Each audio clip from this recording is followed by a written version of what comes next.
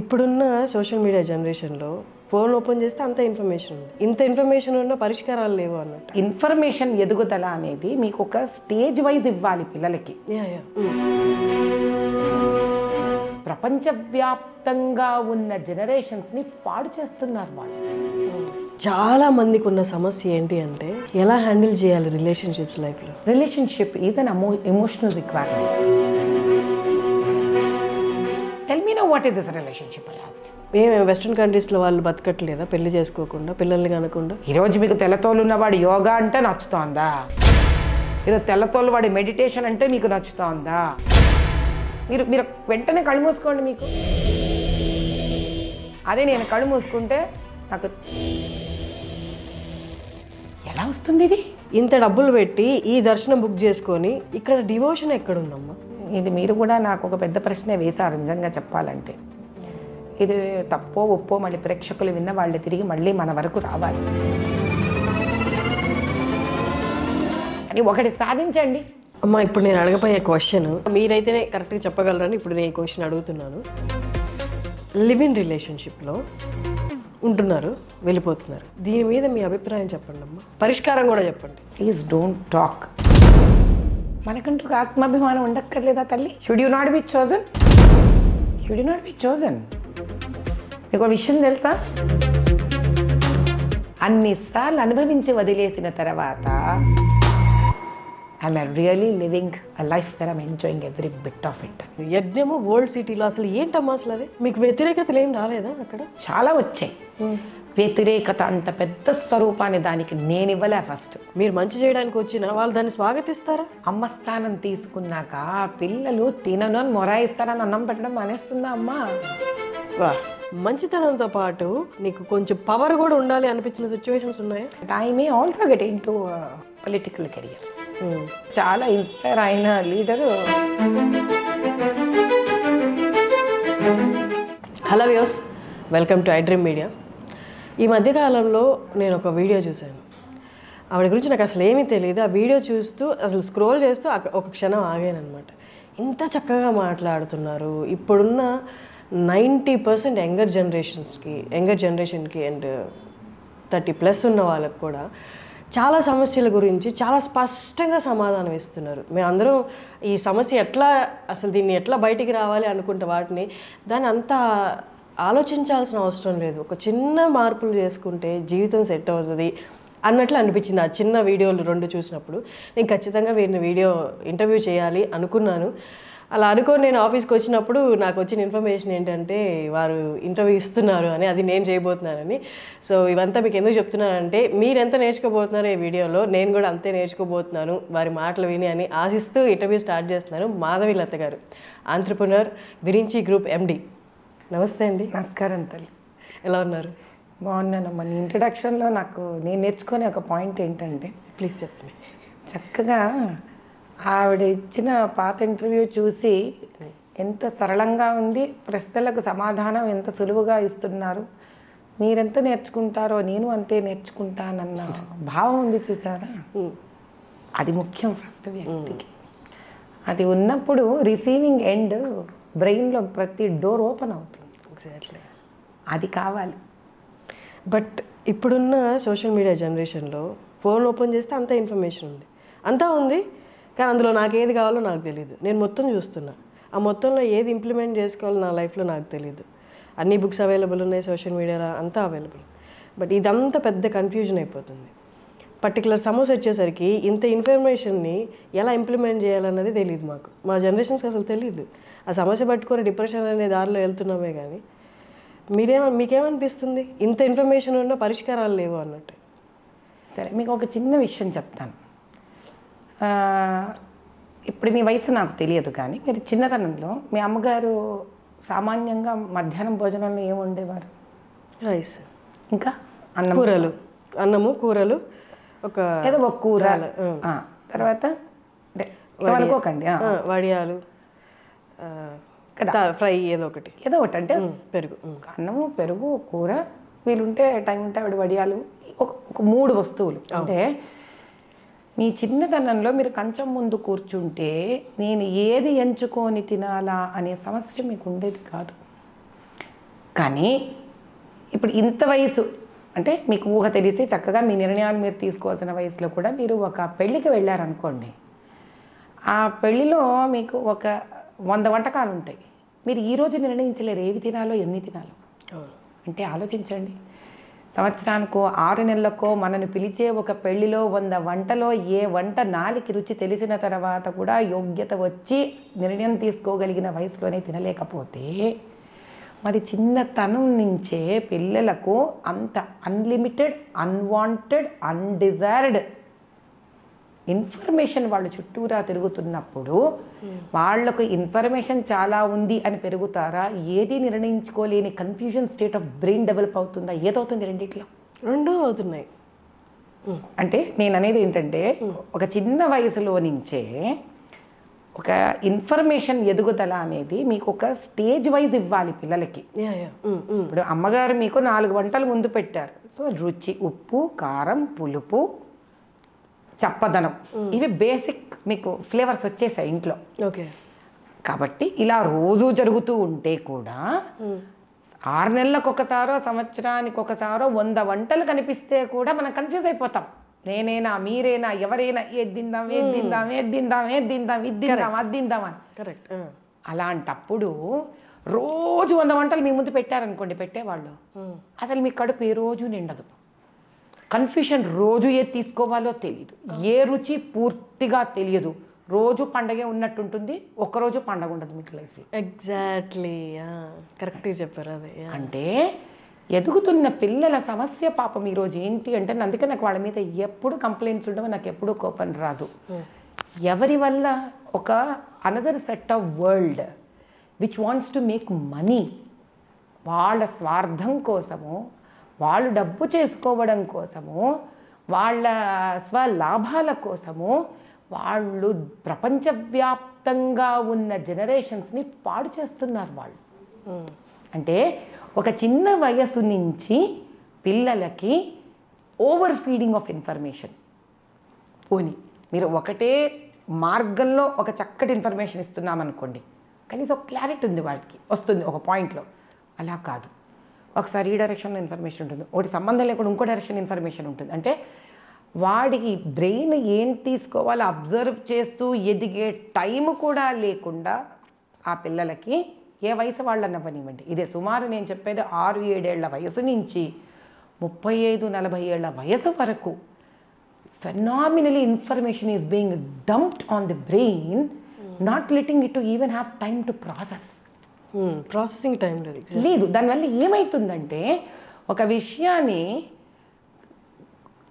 ఒక పర్టికులర్ కాన్సన్ట్రేషన్తో చూసి అనలైజ్ చేసి జవాబు ఇచ్చుకొని తెలుసుకొని ముందుకు వెళ్ళే టైంలో వాడు ఒక 200 విషయాలను చూస్తున్నాడు. వాడు 200 రకరకాల విషయాలను. అంటే బ్రెయిన్ డెవలప్ అవ్వట్లేదు, కన్ఫ్యూజన్ అనే స్టేట్కి ఎక్కువ వెళ్ళిపోతుంది. ఇది అది ఎంత వరకు దారి తీస్తోందంటే ఆప్షన్ ABCDEFGHIJKL వాడి సొంత జీవితంలో కూడా ఏదైనా చెయ్యాలంటే ఒకదాన్ని పట్టుకొని సూటిగా వెళ్ళట్లే. నేను ఆప్షన్ B ఏంటిది కాకపోతే, ఆప్షన్ C ఏంటిది కాకపోతే, అంటే ఆల్రెడీ A అవ్వదు, నీకు B కావాలి, C కావాలి, D కావాలి. There is a phenomenal confusion on the brain of an individual, whether it is a child, whether it is a youngster, whether it is he or she is an adolescent stage. పెళ్ళితో సహా ముందే మీకు 200 options ఉంటాయి. ఏదైనా ఒకటి పట్టుకొని సుదీర్ఘకాలం దానిలో ప్రయాణం చేస్తేనే మనకి ఒకటి పూర్తిగా అర్థమవుతుంది. అంటే ఒక భాష అయినా కూడా మీరు ఎప్పుడైనా బాగా అబ్జర్వ్ చేయండి, మాతృభాషనైనా కూడా ఎవరైతే సంపూర్ణంగా నేర్చుకుంటారో వ్యాకరణంతో సహా, అంటే person who masters his own language, could be any language, it could be mother tongue, it could be any other language, who masters it properly along with the grammar, for him or her it's not difficult to pick up any other language. కానీ ఏ ఒకటి కూడా మనం సంపూర్ణంగా నేర్చుకోలేదనుకో తల్లి, ఏది నేర్చుకోవడం ఎలాగో తెలియదు, కాన్ఫిడెంట్గా ప్రజెంట్ చేయడం ఎలాగో తెలియదు. ఇక్కడ మల్టీ టాస్కర్ని నేను, నాకు ఎట్ ఏ టైం 4-5 టాలెంట్లు ఉన్నాయని ఫస్ట్ నుంచే అనిపించుకోవాలని మీరు అన్నట్టు ఒకటి పూర్తిగా నేర్చుకుంటే మిగతావి ఆల్రెడీ వచ్చేస్తాయి అన్నది మర్చిపోయి మీ ఈ generation at the first step నుండే నేను మల్టీ టాస్క్ అని అనిపించుకోవాలన్న ఆతృత ఎక్కువ ఉంది. అంటే వాళ్ళ నుంచి ఆశించే వాళ్ళు కూడా అలా ఆశిస్తున్నారు కదమ్మా. ఇప్పుడు పుట్టిన బిడ్డకి ఏం తెలుస్తుందమ్మా, నేను మల్టీ టాస్కర్ అవునో కాదో, వాళ్ళ మీద ఆశలు పెరిగిపోవట్లే విపరీతంగా. ఎవరికి? తల్లిదండ్రులకా? మరి నాకు తెలియట్లేదు. స్కూళ్ళకా, ఫ్రెండ్స్కా, టీచర్లకా? పిల్లల యాక్టివ్నెస్కి పిల్లల అగ్రెసివ్నెస్కి తేడా తెలియట్లేదమ్మా ఎవరికి. Being active is very different from being aggressive. Very different actually. అగ్రెసివ్నెస్సే కనిపిస్తుంది పిల్లలకు ఉన్నది ఈ కాలంలో. అగ్రెసివ్నెస్ అమ్మా, యాక్టివ్నెస్ కాదది. యాక్టివ్ చైల్డ్ అంటే ఎవరు? యాక్టివ్గా వినేవాడు, యాక్టివ్గా గ్రాస్ప్ చేసేవాడు. Active is an alert state. నేను నిద్రపోతూనో మబ్బుగానో ఉండకుండా మనం చెప్పేదాన్ని తీక్షణంగా పట్టుకొని అలర్ట్గా ఉండి నేర్చుకొని గ్రాస్ప్ చేసుకొని రీప్రొడ్యూస్ చేయగలగడం is active state. Aggressive state ఏంటి? ఇది చెయ్యకపోవడం, ఆవేశంగా ఉండడము, చెప్పేది వినకపోవడము, కాన్సన్ట్రేట్ చేయకపోవడము, గబుక్కని చేసేయడము, అల్లరిగా ఉండడము, అలానే ఏదైనా వెంటనే పట్టేసుకోవడము, వెంటనే మర్చిపోవడము. తల్లిదండ్రులకి కాలంలో పిల్లలు హైపర్ యాక్టివ్గా ఉండడం అనే పదం ఏదైతే ఉందో అది హైపర్ యాక్టివ్ అంటే it is nothing but it is an aggressive state of mind and body. They need to be calm down. అది అర్థం కావట్లా. అబ్బా చాలా యాక్టివ్ అమ్మా, చాలా యాక్టివ్ అమ్మ. చాలా యాక్టివ్ అనేది ఉండదు. That is a kind of hyper state of mind. ముందు దాన్ని కామ్ చేయాలి మనం. దానికి ఏం చేస్తారు వీళ్ళు?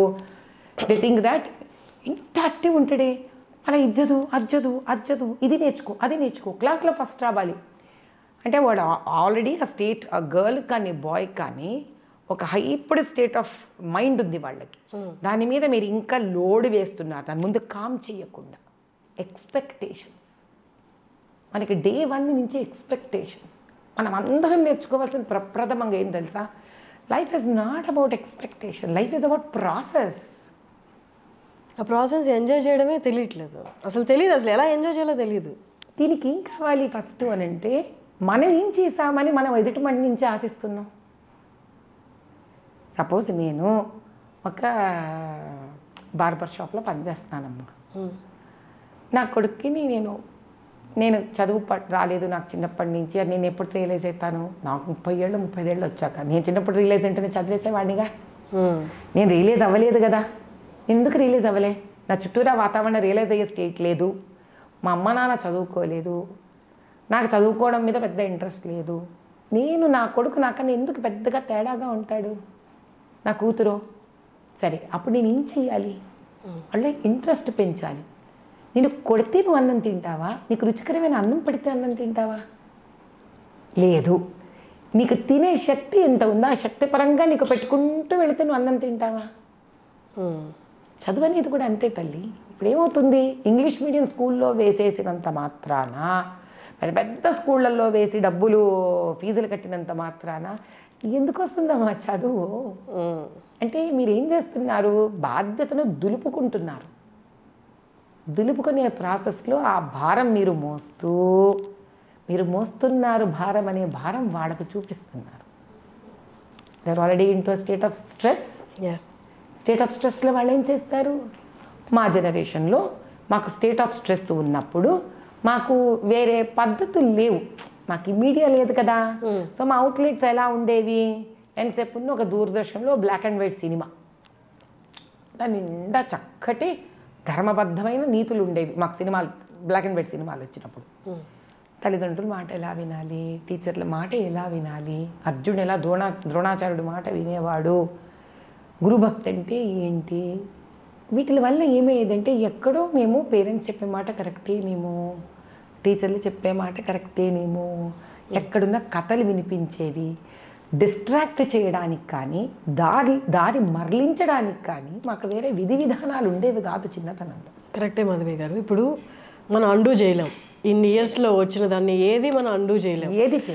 రైట్ నౌ అప్పట్లో ఉన్న పరిస్థితులు కొంచెం లిమిటెడ్గా ఉన్నాయి కాబట్టి మనం అలా పెరిగామని చెప్తున్నారు. కానీ ఇప్పట్లో అండూ చేయలేం కాబట్టి ఇప్పుడు ఇమ్మీడియట్గా ఈ స్టెప్ తీసుకుంటే ఇక్కడి నుంచి మార్పు స్టార్ట్ అవుతుంది అని చెప్పడానికి ఏదైనా స్టెప్ ఉందా? అద్భుతంగా ఉంది. ఫస్ట్ సొసైటీయే మనకి విపరీతంగా ఎక్స్పెక్టేషన్స్ మన మీద పెట్టుకుంది. అంటే ఇంకా సరళమైన భాషలో చెప్తాను. నాకొక 8 ఏళ్ళ 6 ఏళ్ళ పిల్లలు ఉన్నారు, అమ్మాయి అబ్బాయి. వాళ్ళు స్కూళ్ళకి వెళ్తున్నారు. నాకన్నా ముందు టీచర్ వీళ్ళు ప్రొడ్యూస్ చేయాలి గుడ్ డిసిప్లినరీ వర్క్ అని టీచర్ ఎక్స్పెక్ట్ చేస్తూ ఉందా లేదా? నా చుట్టుపక్కల నా ఫ్రెండ్స్ ఉంటారు.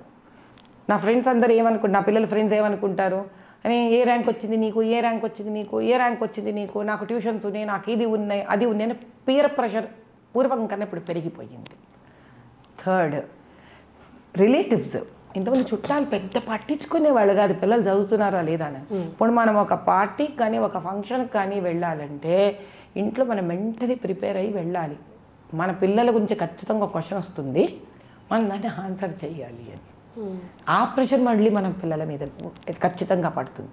నేను బేసిక్గా అనడం ఏంటి అని అంటే, the child is any case undergoing a phenomenal unknown competition from the ecosystem. Parents calm down అయిపోవాలంటాను నేను. వద్దు competition, should not stress more a child. దీని అర్థం ఏంటి, చదివించద్దా అనను. దేవుడి దేవల మా 2 పిల్లలే IITians. చదువుకోకూడదని నేను చెప్పట్లేదు. ఇక్కడ ఏదైనా ఒక రాయిని మొయ్యడానికి ఎత్తుకుంటూనే బండరాళ్ళు మోసేయలేరు ఎవ్వరు కూడా. You should start. మన జిమ్మేనా అంతే కదమ్మా, ముందు ½ kg డంబుల్తో స్టార్ట్ చేస్తాం. You may go to even 16 kg dumbbell, ఎన్ననో కొడతాం మనం. కానీ డే 1 ఎత్తేసి కొట్టేసేయలేంగా. ఇది ఎవరికి అర్థం కావాలి? మన శరీరం మనకు అర్థం అవుతుంది, మన పిల్లలు ఎవరికి అర్థం కావాలి? మాకే కదా అర్థం కావాలి. ఫస్ట్ ఇది కావాలి. This kind of an understanding is very very very important for parents. ఇప్పుడు అదేమంటారు, కంచె చేను వేస్తే నువ్వు కంచె వేసావు, ఆ కంచె వచ్చే చేనుని వేసేస్తుంది. మరి ఎవరికి చెప్పాలి? చేను తల్లిదండ్రులు కంచె లాంటి వాళ్ళు. అలానే ఏం చేస్తారు, no we're not interested to put our children into schools with lot of stress, IITలు, ఆ ఇంజనీరింగ్లు, ఆ మెడిసిన్స్ వద్దబ్బా అంటారు. మరి చదివే వయసులో పిల్లలు చదవని కూడా చదవకపోతే మరి ఏం చెయ్యాలి? బేసిక్గా what is very important is we have to be very closely attached to the child to help them to outburst their emotions. ఇది వరకు ఇమోషన్స్ చాలా పెద్ద వయసు వస్తే కానీ ఉండేవి కాదు. సరళంగా అలా సున్నితంగా ఉండి ఎప్పుడో పెద్ద కోపమో ఏడుపులో. అలా కాదు, పిల్లలకి అసలు ఎంత ఇప్పుడు ఆత్మాభిమానం ఉంది తెలుసా తల్లి. ఒక 4-5 ఏళ్ల పిల్లవాడిని నువ్వు ఇది వరకు జోకులు వేసేసేవాళ్ళు, ఇంట్లో మేనమామలు వాళ్ళు వీళ్ళు దులుపుకొని పోయేవాళ్ళం అందరూ. ఇప్పుడు అలా కాదు, మీరు 4 year oldని ఒక జోక్ వేసి చూడండి, వాడు కళ్ళు స్టేర్ చేస్తాడు. అంటే వాడికి ఎంత సెల్ఫ్ రెస్పెక్ట్, అది రెస్పెక్ట్ ఇవ్వాలి మనం, రెచ్చగొట్టకూడదు దాన్ని. కంపారిజన్స్ మానేసేయాలి. ఇదివరకు ఇళ్లలో పిల్లలందరూ ఒక్కలాగే పెరిగిపోయేవాళ్ళు, ఇప్పుడు అలా లేదు. ఫస్ట్ చైల్డ్ ఒకలాగా పెరుగుతున్నారు, సెకండ్ చైల్డ్ చాలా గారాబంగా పెరుగుతున్నారు. వీళ్ళిద్దరి మధ్యలో డిఫరెన్సెస్ పెరిగిపోతున్నాయి. మనకు తెలియకుండానే మనమే ఒక వర్ల్పూల్ క్రియేట్ చేసేస్తున్నాం. దీనికి ఏం చేస్తాం మనం? మొబైల్ ఫోన్స్ దీనికి తోడు ఒక పిశాచం అంట కడతాం వాళ్ళకి. ఎందుకని? At some point of time, ఇది నేను చాలాసార్లు రిపీట్ చేశాను, we our cells want our own space. మనకు స్పేస్ కావడానికి కోసం ఏం చేస్తాం? వాళ్ళు ఇంకో స్పేస్కి పంపిస్తున్నాం. It is a conscious effort of a parent అమ్మా. ఎవరిని బ్లేమ్ చెయ్యను నేను, తప్పదు. అందుకే మీరు మెంటలీ ఫిజికలీ ఓపిక ఉన్నప్పుడే పేరెంట్ అవ్వండి. ఏం తొందర లేదు. మీరు పెళ్ళి తొందరగా వాళ్ళే చేసుకోండి, చిలక గోరింకలుగా జమ్మని లైఫ్ బతికేసేయండి. కానీ తల్లి అవ్వాలంటే, ఎస్పెషలీ మదర్ మా, which is very very very important. ఇవ్వగలిగిందంతా ఆవిడే, లాక్కోగలిగిందంతా ఆవిడే. పిల్లల వయసు వదిలేద్దాం. ఇప్పుడు మేజర్గా చాలా మందికి ఉన్న సమస్య ఏంటి అంటే, ఎలా హ్యాండిల్ చేయాలి రిలేషన్షిప్స్ లైఫ్లో. ఏ ఒక్కరికి ఇప్పుడు నాకు తెలిసి ఉన్న జనరేషన్లో ఒక రిలేషన్షిప్పే స్టార్ట్ చేసి ఒక రిలేషన్షిప్తోనే ఎండ్ అయిపోయి వాళ్ళే ఫర్ ఎవర్గా ఉన్న సిచ్యువేషన్స్ లేవు. అండ్ ఇంకొకటి ఏంటంటే, వాళ్ళల్లో ఈ స్ట్రెస్ బిల్డ్ అయిపోయి ఇంకా నాకు పెళ్ళొద్దు. వెస్ట్రన్ కంట్రీస్లో వాళ్ళు బతకట్లేదా పెళ్లి చేసుకోకుండా, పిల్లల్ని కనకుండా? ఉంటాం మనం కూడా అలాగే. అబ్బాయికే అమ్మాయి అవసరం, అమ్మాయికి అబ్బాయిలు అవసరం లేదు. మీరు దీన్ని ఎలా చూస్తారు? చక్కటి క్వశ్చన్స్ వేశారు అసలు మీరు. I come back to again the same statement. నిండుగా ఉన్న కుండలో మీరు కొత్త నీళ్లు వేయగలరా? Relationship is an emotional requirement. Relationship is an emotional requirement. అంటే నిలకడగా ఉన్న ఒక ప్రేమ అభిమానాలతో చక్కగా ఆత్మీయతతో నిలకడగా ఉన్న ఒక కుటుంబంలో ఎప్పుడు ఒక టెంపరీ రిలేషన్షిప్కి మైండ్ పరిగెత్తదమ్మా. నాకు ఒక జీవితానుభవం చెప్తాను. నేను రామకృష్ణ మఠంలో ఒకసారి ఇట్లనే ఐ వాజ్ టేకింగ్ అది పర్సనాలిటీ డెవలప్మెంట్ అండి ఏమన్నానండి. 9వ క్లాస్ ఆడపిల్లలందరూ కూర్చొని ఉన్నారు. ఏమనిపించిందో అందులో ఒక అమ్మాయి ఇంటికి వెళ్ళాక యూజువలీ నా ఫోన్ నెంబర్స్ ఇచ్చేస్తాను పిల్లలకి, నాకేం తేడాపడదు. వాళ్ళకి అప్పటి వరకు ఇస్తాను. పాపం ఆడపిల్లలు ఇంటికి వెళ్ళిపోయి కొంతమంది నాకు బెడ్రూమ్లోకి వెళ్ళి ఫోన్ లాక్ తెచ్చేసుకొని వచ్చి ఫోన్ చేస్తుంటారు నాకు. అమ్మాయి ఇలా ఫోన్ చేసింది నాకు. ఫోన్ చేసి మా ఇంట్లో అంతా చాలా డిస్టర్బెన్సెస్ ఎక్కువ అయిపోయినాయి అమ్మా, మా అన్న ఏమో ఏదో రిలేషన్షిప్లో ఉన్నాడంట, వాడెంత బోడిగాడు, వాడు ఇంటర్మీడియట్ సెకండ్ ఇయర్, ఇప్పుడు వాడు ఇంటర్మీడియట్ ఫస్ట్ ఇయర్ నుంచి వాడో రిలేషన్షిప్, వాడికి వాడో కళ్ళు కూడా తెరవలేదు ఇంకా సరిగ్గా. ఆ పిల్లేమో నేను ఎవరో పాపం క్లాస్మేట్ బుక్ తీసుకుందో ఇచ్చిందో ఏమో దీని పరిస్థితి, వాడు మగపిల్లవాడు. ఇప్పుడు ఇంకా పేరెంట్స్ ఎలాంటి స్టేట్లు అయిపోయినారంటే, వాడేమో ఆజాన్ భావుల్లో 6 అడుగులు ఉన్నాడు వాడు అప్పటికే కొడుకు. సో వాడిని ఎక్కువ తిట్టి కొట్టి చేయలేరు, ఎందుకంటే అది మీకు సైకలాజికల్ బ్యారియర్ ఉంటుంది. ఇంత ఉంటే పిల్లల్ని ప్యాటర్న్ కొట్టేస్తా కానీ పిల్లలు వాడిని తెచ్చుకొని కొట్టని చూద్దాం మీకు చేతైతే కొట్టరు. ఇదేమో ఆడకూతురు, దీన్నేమో తిట్టి దీని రూమ్లో పెట్టేసి లాక్ చేసి, ఎందుకంటే వాళ్ళకి ప్యానిక్ ఫియర్ పెరిగిపోయింది వాళ్ళకి. వాడేమో ఏదో ఐఐటి ప్రిపేర్ అవ్వాలి అంట, వాడేమో మానేశాడంట, ఇక నేను ప్రిపేర్ అవ్వని అన్నాడంట. ఆ ఇంట్లో గందరగోళానికి ఆ పిల్ల ఎంత డిప్రెస్ అయిపోయిందంటే ఏడుపు నాకు ఫోన్ చేసి. నేను అన్నాను, తల్లి నేను ఎంత చేయగలను నాకు తెలీదురా, నీకు వీలైతే ఒక్కసారి మీ అమ్మా నాన్న నా దగ్గర తీసుకొని రా అని చెప్పాను. ఇంకా కరెక్ట్గా నువ్వు నమ్మవు తల్లి, 2 నెలలు ఉందేమో ఫైనల్ ఐఐటి పరీక్షలకి. This is I'm talking 2023 exams నాన్న, ఓకేనా. మరి ఎలా కన్విన్స్ చేసుకుందో బ్రహ్మరాక్షసి బాగానే అమ్మని నాన్నని అన్నని పట్టుకొచ్చింది నా దగ్గరికి. పట్టుకొస్తే నేను అందరు చూసి హలో హలో మాట్లాడి నిన్న అమ్మ నాన్న చెల్లెలు ముగ్గురు బయటకు వెళ్ళిపోయి కూర్చోడని మా బయట అవుటర్ లాన్లో కూర్చోబెట్టా. పడితే మాట్లాడా, ఏంట్రా నాన్న ఏంట్రా సంగతి కబుర్లు అన్నకి చెప్పుకుంటూ వచ్చా. అంటే ఏంటి అమ్మాయి అమ్మాయి ఇష్టమా నీకు అన్న, ముసుగులో గుద్దులాట ఎందుకురా మాట్లాడేసుకుందాం అన్న. అంటే అని అన్నాడు వాడు. సరే మాట్లాడుకుందాం మన ఇద్దరం. ఇప్పుడు ఇష్టపడడం అనేది తప్పు కాదు, కానీ అది ఏ బేసస్ మీద మనం ఇష్టపడుతున్నాం అనేది ముఖ్యం. సరే ఓ పని చేద్దాం, మీ అమ్మ నాన్నతో నీకున్న ఇబ్బంది ఏంటి?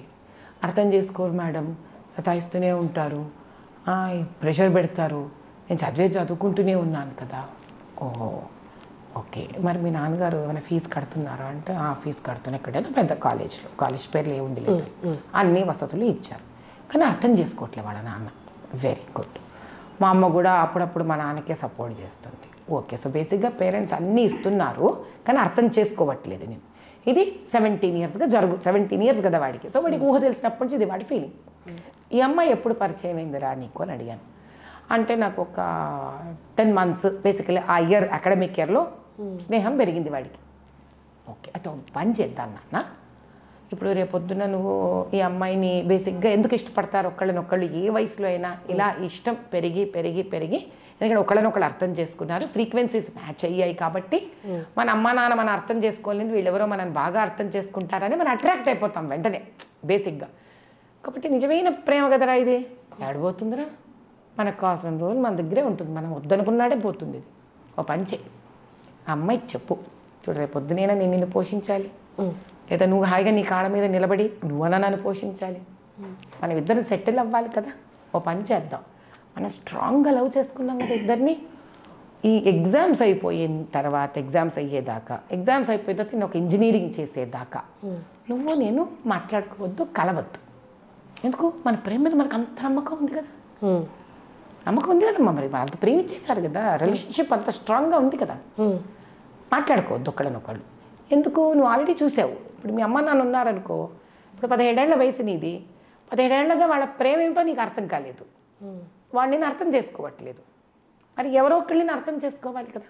అర్థం చేసుకున్నవాడు ఏం అర్థం చేసుకోవాలి? నీవు ముఖ్యమని అర్థం చేసుకోవాలి, నీ మనసు ముఖ్యమని అర్థం చేసుకోవాలి. అది మీ అమ్మ నాన్న అర్థం చేసుకోలేకపోయారు కాబట్టి కదా నీకు వాళ్ళు నచ్చట్లేదు. ఇప్పుడు ఈ అమ్మాయి అయినా నిన్ను అది అర్థం చేసుకోవాలి కదా నాన్న. That is how she stands different from your parents. ఏమ్మా?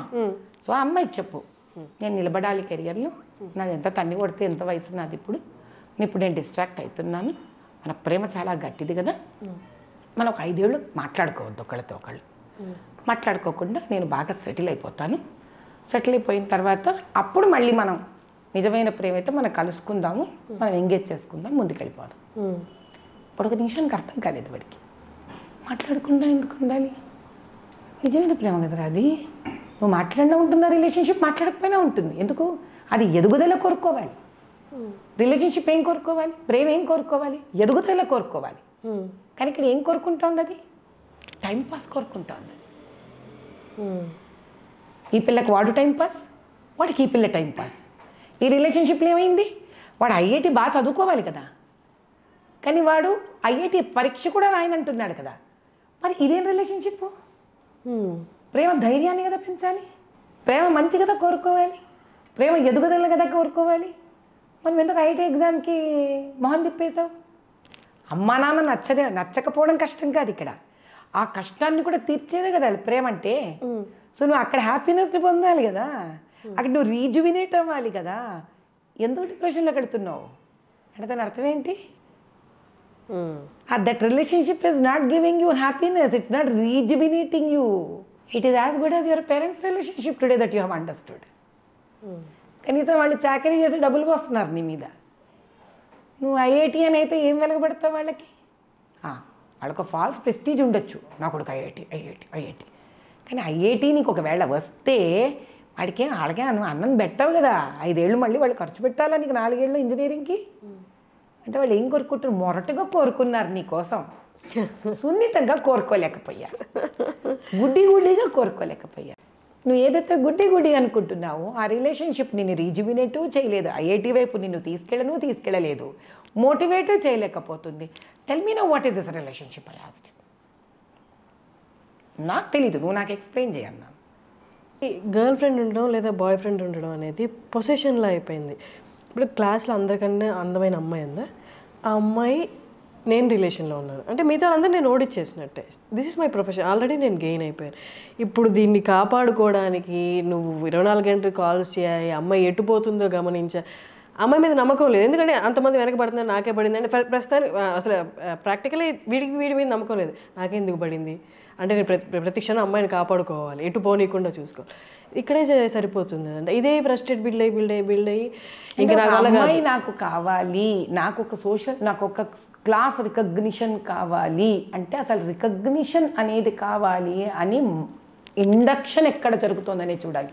ఇదే పిల్లవాడిని కాసేపు నేను బయట కూర్చోపెట్టి వాళ్ళ పేరెంట్స్ని పిలిచి నేను ఒకటే మాట చెప్పాను, ఫస్ట్ వాడితో ప్రేమగా మాట్లాడండి. వాడికి ఆల్రెడీ ఐఐటి ప్రెషర్ ఉంది అక్కడ, వాడి కోసం వాడు చేయాలనేది నేర్చుకోవాలి, కానీ మీకోసమో మీ సంతృప్తి కోసమో వాడు చేయాలనుకోకూడదు. You will not believe the whole session went on for me for 2 hours. ఓకేనా? That fellow got IIT seat. 2 months ముందు? 2 months కూడా కాదు, if I'm not wrong, it was 25 days before they came to me. ఖరగ్పూర్లో చేస్తున్నాడు వాడు ఇప్పుడు IIT. దీన్ని బట్టి ఏం అర్థం అవుతుంది మనం ఆలోచిద్దాం. నేను ఆ పిల్లని అనలేదే, నేను వదిలేయమని చెప్పలేదే, నేను ఒకటే అన్నాను.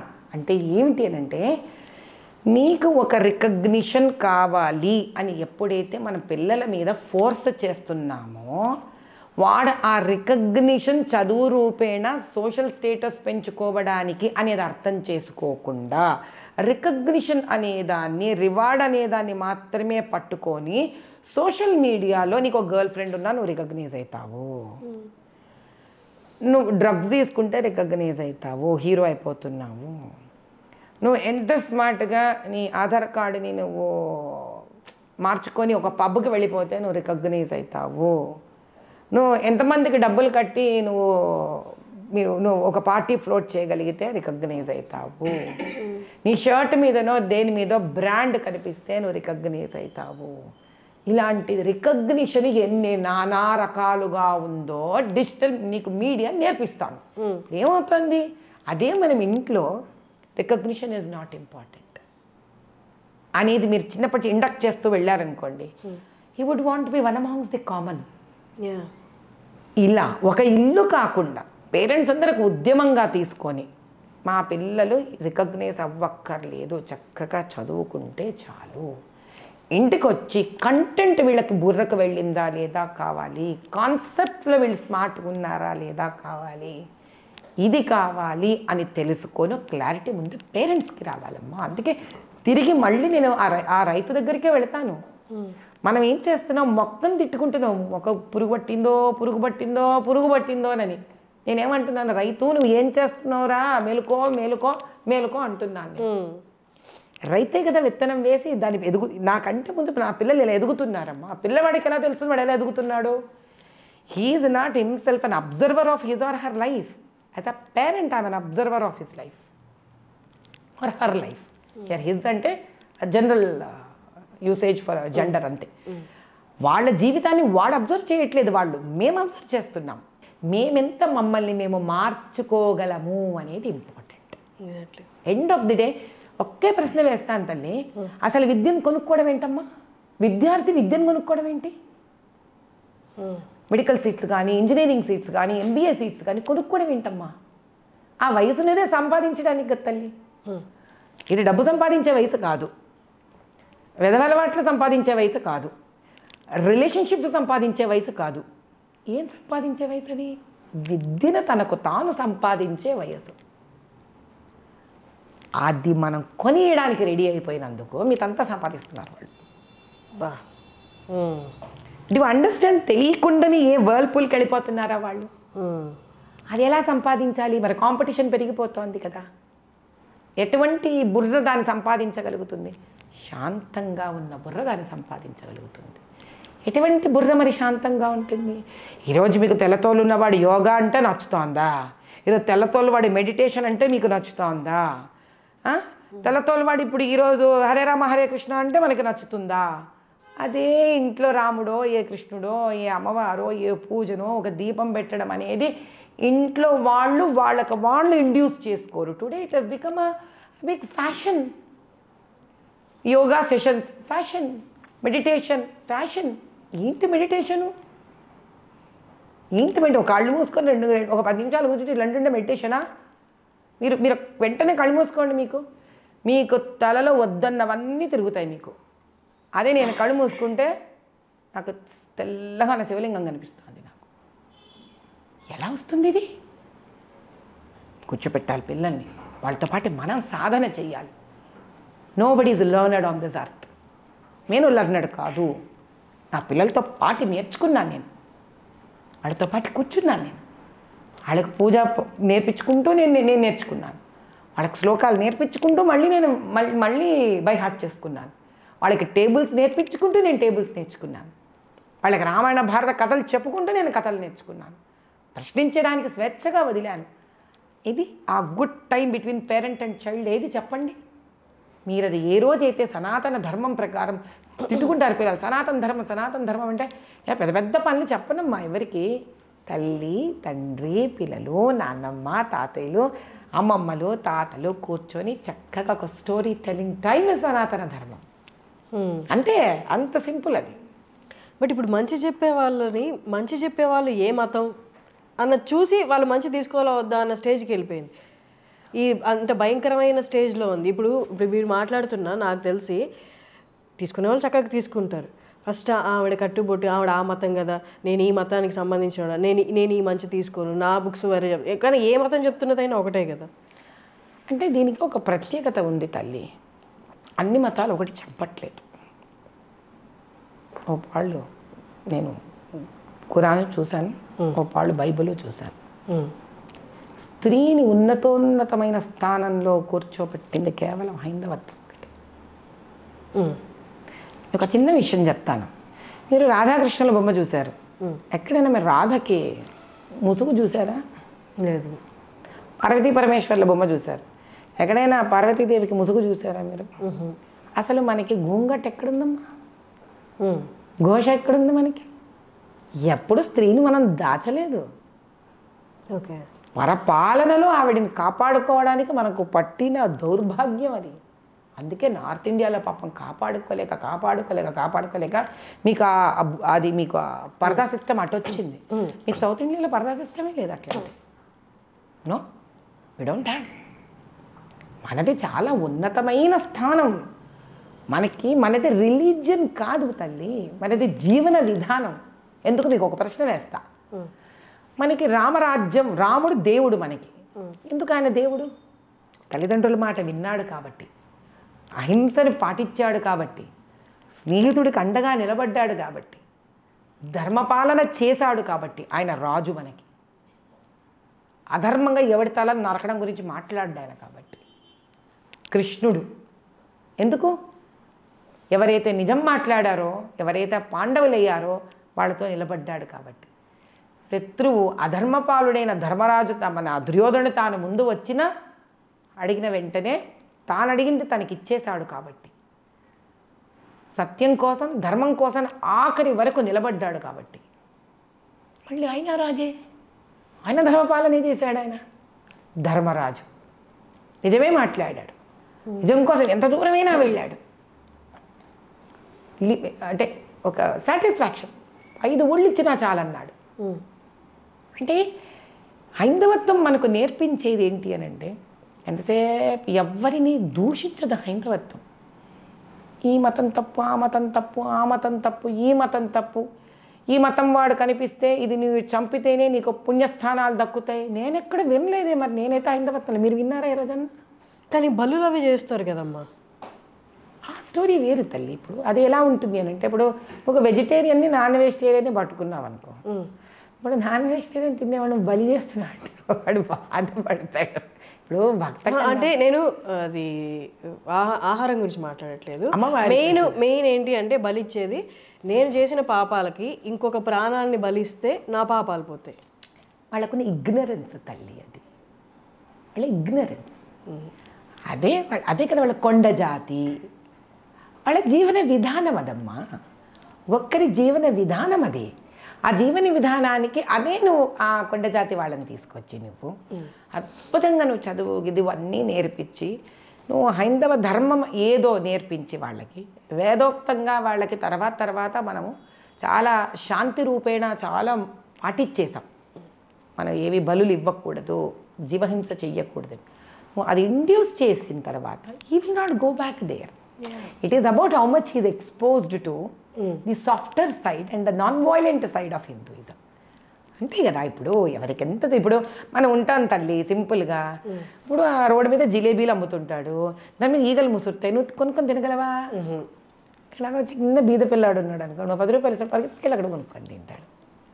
దాన్ని మనం వేలెత్తి చూపించలేము దాన్ని మనం వాళ్ళకి అంటే ఇప్పుడు ఇంత పెద్ద ప్రపంచంలో మనం హైందవత్వంలో దాన్ని సంపూర్ణంగా నేర్చుకున్నవాడు ఎదిగిపోయి ఉంటాడు. కానీ ఒక మోస్తరు ఆలోచన విధానంలో వాడి మాట తీరు నెమ్మదిగా ఉంటుంది.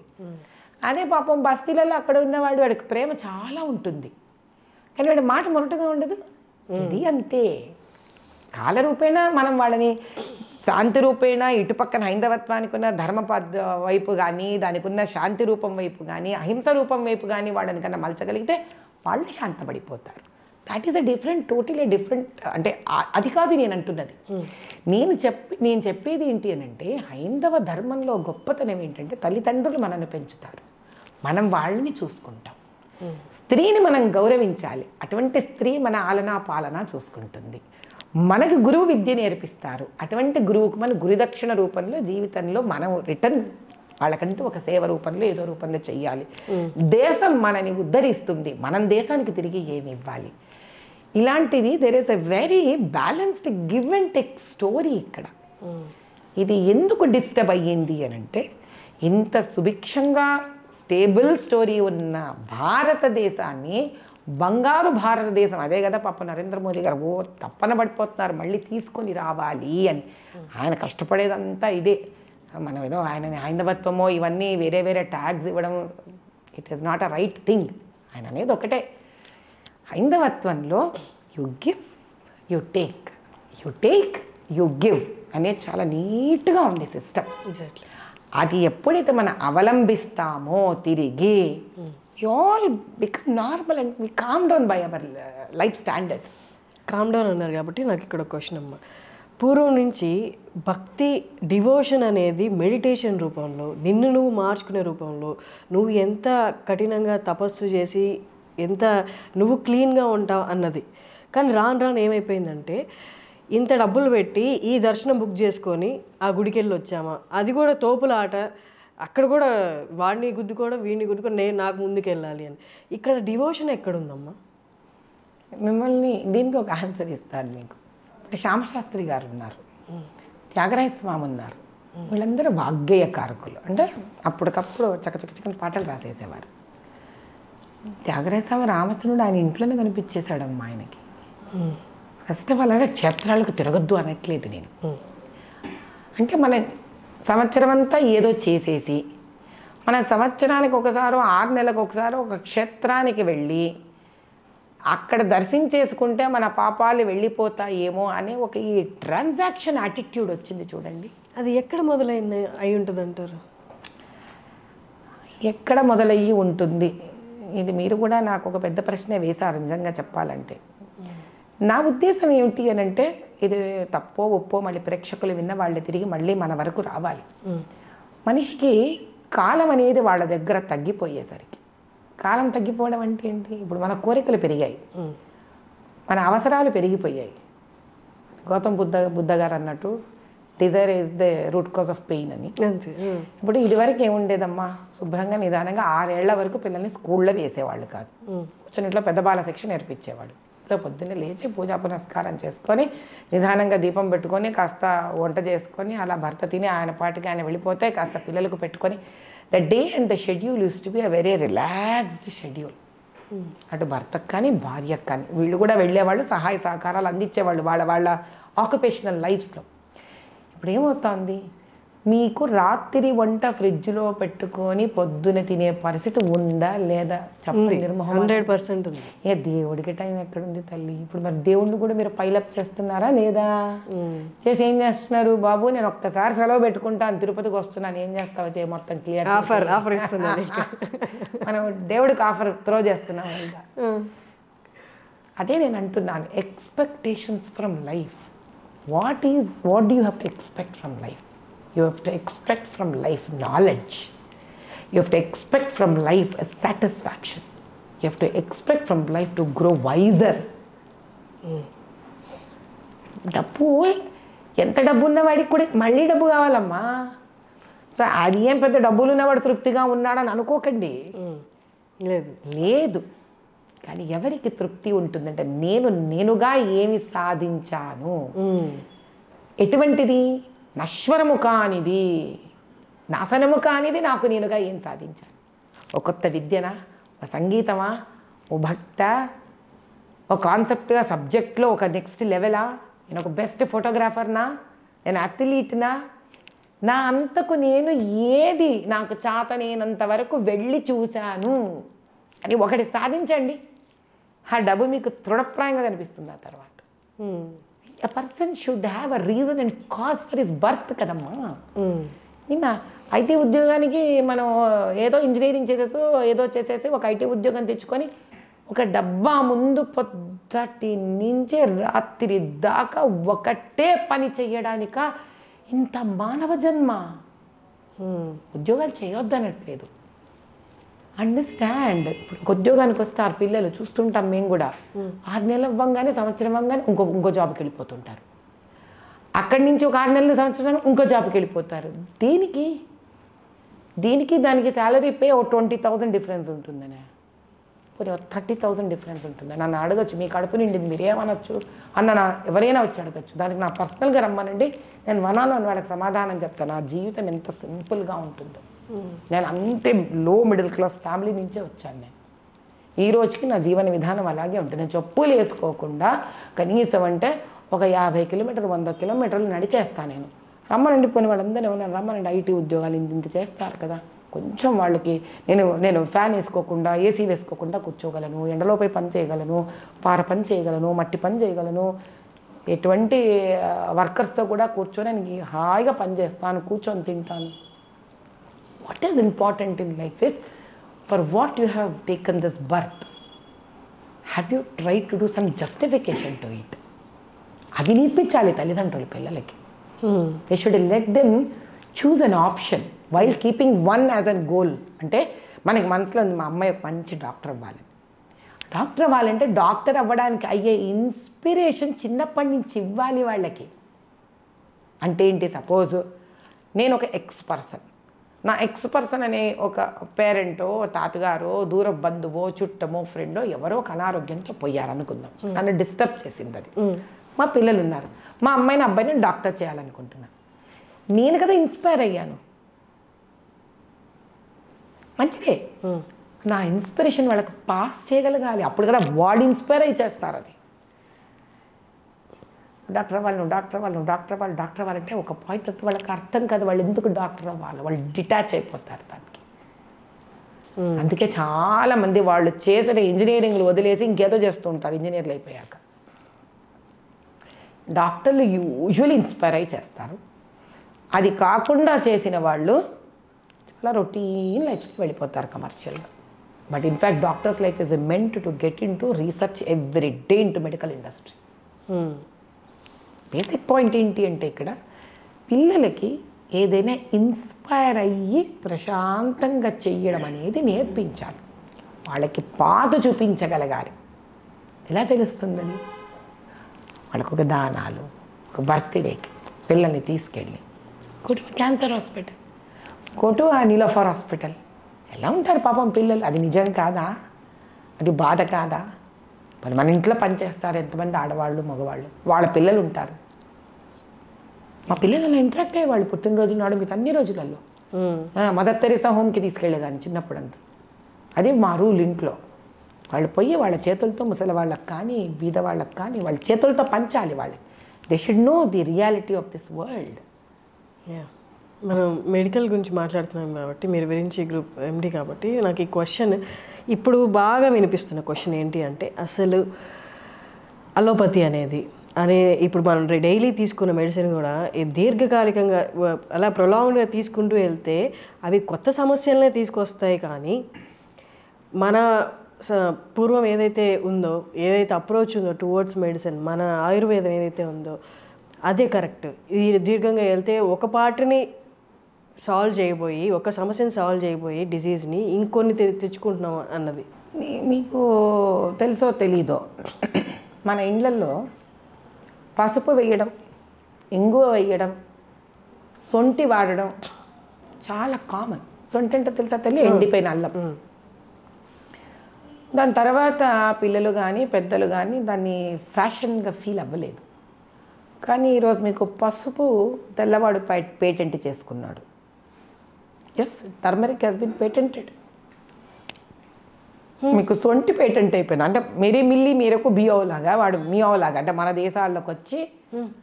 కానీ ఇప్పుడు మనం ఏం చేస్తాము, కర్క్యూమిన్ అని మన టర్మరిక్ క్యాప్సూల్స్ వాడుతున్నాం.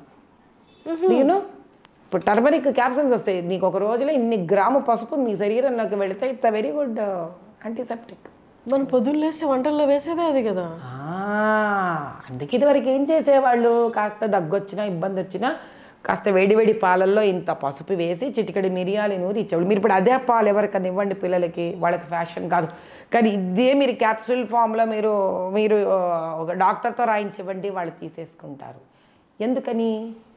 పెద్దవాళ్ళతో సహా చేస్తారు ఈ పని. అంటే పెద్దవాళ్ళు అంటే కొంచెం అబౌవ్ 45-50 ఇయర్స్ వాళ్ళు కాదు, ఈ కొంచెం మిడిల్ ఏజ్ వాళ్ళు గ్రూప్ వాళ్ళందరూ. ఈవెన్ 40-45 కూడా మిడిల్ ఏజే వచ్చే, 50 కూడా మిడిల్ ఏజ్. అందరూ యంగే, అందరూ యంగ్గా ఉండేయడానికి రానా రకాలు వచ్చేసింది. కాబట్టి ఏంటి అని అంటే పొరిగింటి పుల్లకూర రుచి.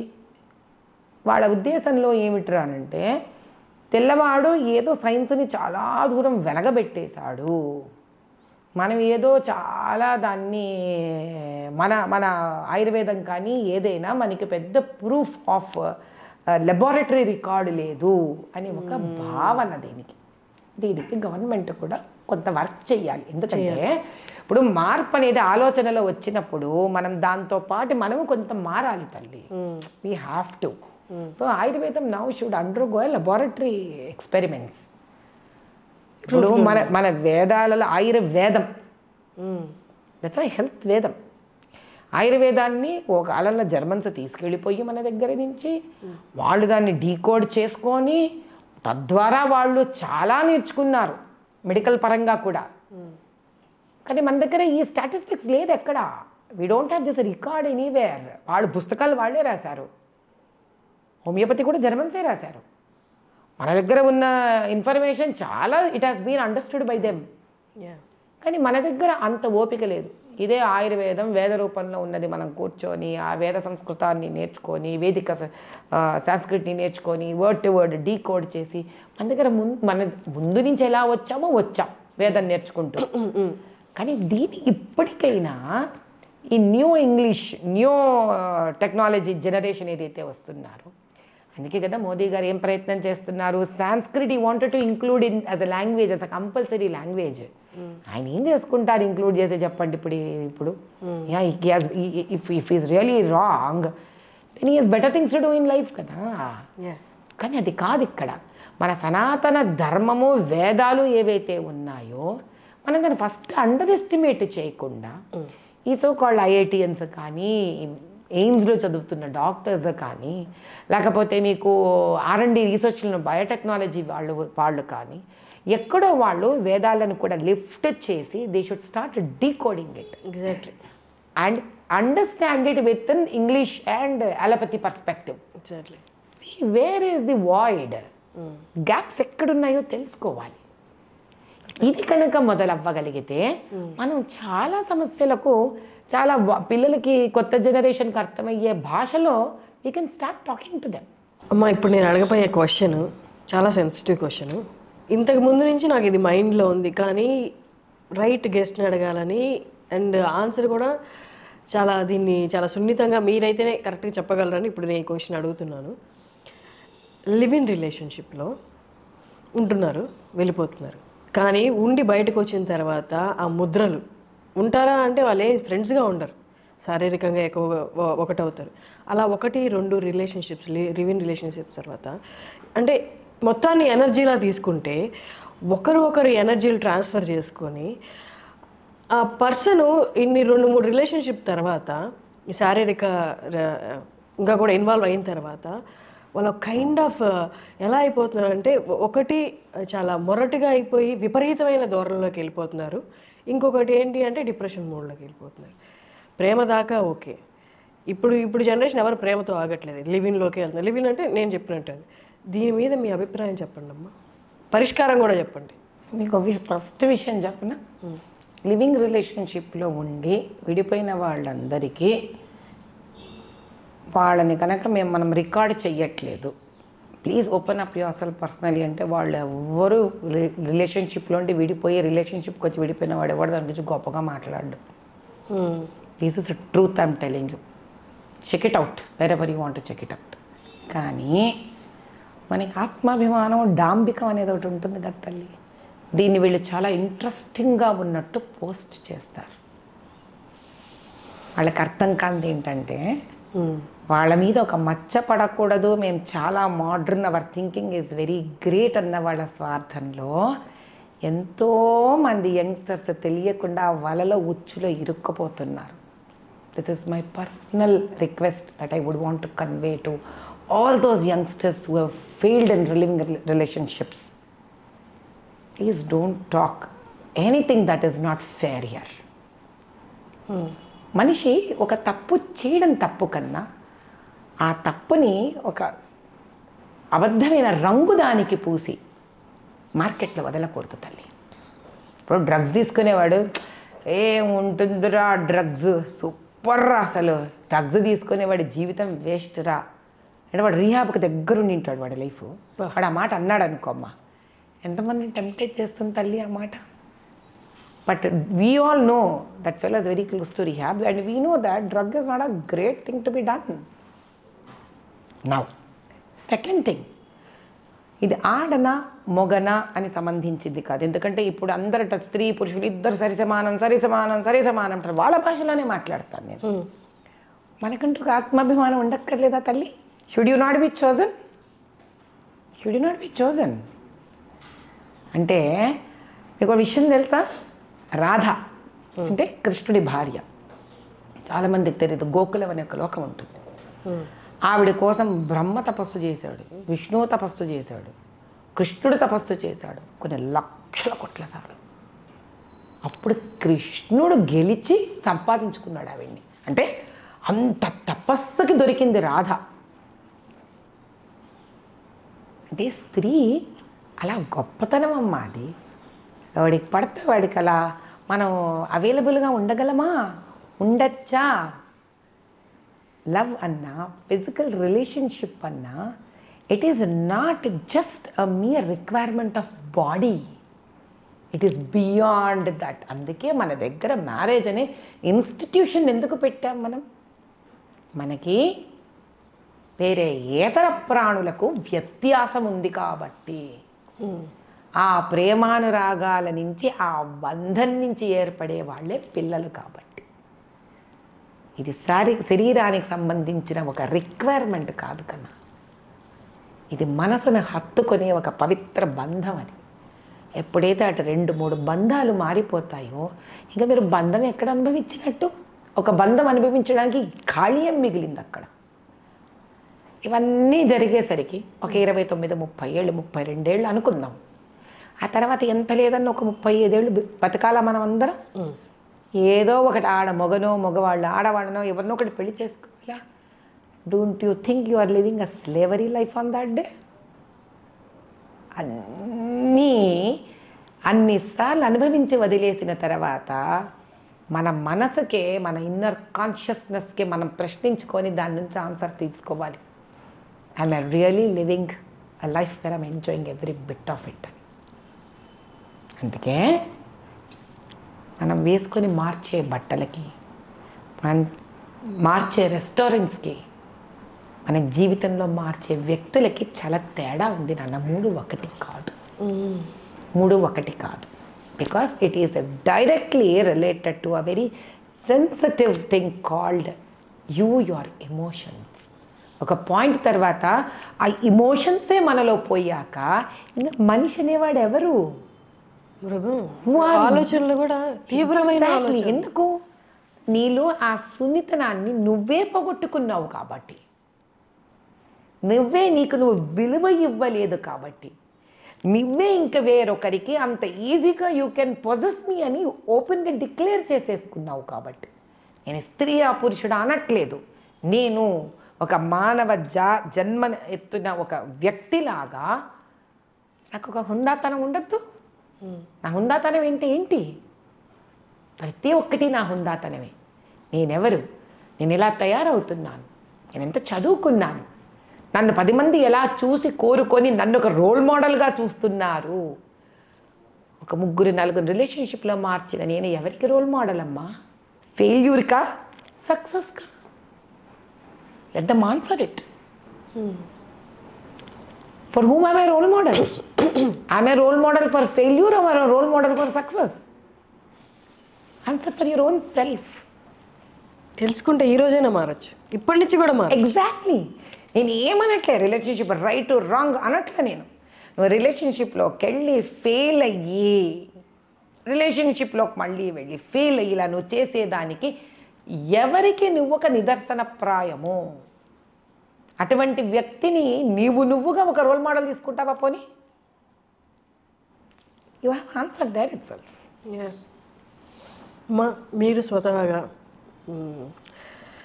అంటే మీరు బాగా సెటిల్ అయిన ఫ్యామిలీ, మీకు లోటు అనేది లేదు ప్రస్తుతానికి లైఫ్? అమ్మవారి దయ వల్ల లేదు. అంటే మీ పరిస్థితిలో ఉన్న వాళ్ళు ఎవరైనా ఓకే నాకు లోటు అనేది లేదు కాబట్టి నా జీవితం, నా ఫ్యామిలీ, నా కోరికలు, ప్రపంచం చూడాలనో లేకపోతే ఏదో మీ ఇష్టం, మీకు సంబంధించిన వరకు, కానీ మీరు బయటకు వచ్చి యాగాలు చేస్తున్నారు, అది దేశం కోసం చేస్తున్నారు. నార్మల్గా ఎవరైనా అనుకుంటే అంత బాధను అనుభవించిన వాళ్ళు, బాధను దగ్గరగా చూసిన వాళ్ళు, అలాంటి వాళ్ళ లైఫ్లో కూడా అనుభవించిన వాళ్ళే ఇలాంటివి చేస్తారు.